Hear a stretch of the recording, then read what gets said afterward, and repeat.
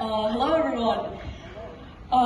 When I was looking at the website for this lovely open mic night that they've put together here, I was looking at the website when I was deciding to prepare some material, and it said something about a space to encourage sharing stories about ancestry and heritage, community, and I thought, oh, this is perfect.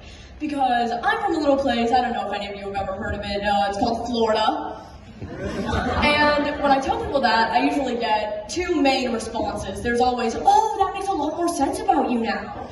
And then there's the classic, oh, do you have any Florida man stories? And yeah, I do, actually, unfortunately. But, you know, there's some good things to come from that. It's pretty easy to write stand-up comedy when you have a cousin who has attempted murder.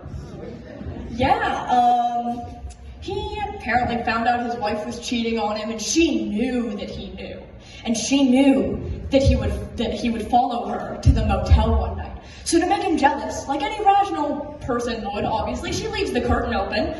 Because, you know, that's a great thing to do when you're married to someone in Florida. Great idea. So he does what any rational person's first instinct would be when you know your wife is cheating on you. He gets the chainsaw. Obviously, because everyone has a chainsaw in their car, ready to go at all times.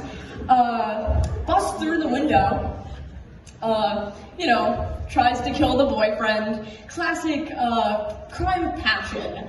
He, luckily, miraculously, no one really got too hurt, went to jail, family member bailed him out. But that is not the end of my family's history with crime in Florida, of course. Have another cousin that helped rob a bank. And that could be cool, that could be awesome. He was the getaway driver, you know? That could be really cool, because, you know, in all the action movies, it's always the getaway driver that has the awesome adventure. So, you know, when you decide, okay, I'm gonna rob a bank with some friends, you think, okay, what's the best car to drive away from the scene of a robbery? You know, you choose like an unmarked, unidentifiable, pretty generic car, as any normal person robbing a bank would. He chooses his company's work van.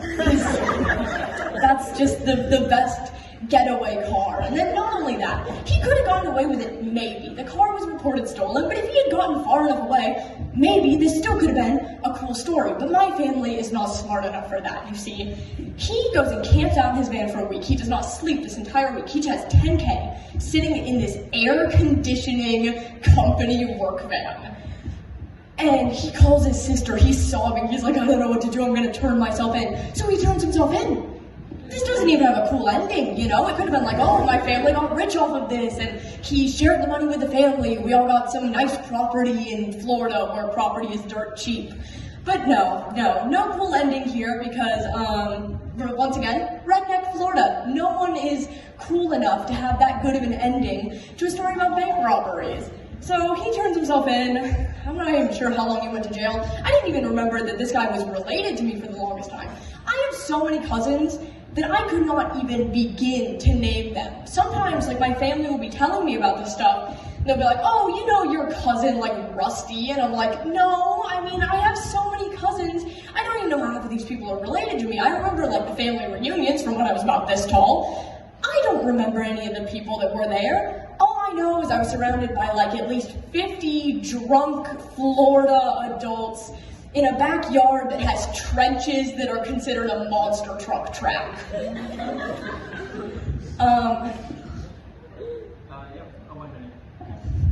So yeah, Florida, definitely an interesting place when you have to come to an open mic night that is encouraged to share about ancestry and heritage. That is all I have for tonight, folks. Thank you so much. Thank you, Jared.